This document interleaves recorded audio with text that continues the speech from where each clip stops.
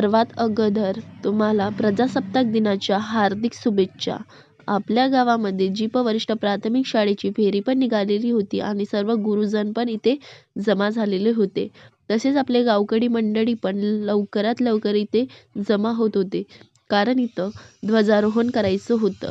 दरवर्षीप्रमाणे प्रत्येक वर्षी झेंडा चौकामध्ये ध्वजारोहणाचा कार्यक्रम आयोजित केला जातो आणि ध्वजारोहण आपले माननीय पप्पूजी हुमणे यांच्या हाताने करण्यात आलं.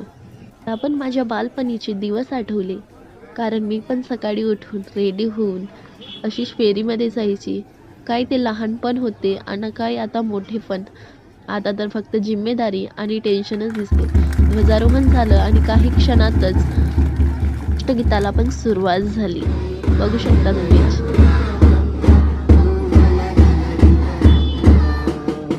सगळे आपली गावची मंडळी इथे जमलेली आहे आणि सर्वांना एकत्रित पाहून खरंच छान वाटलं.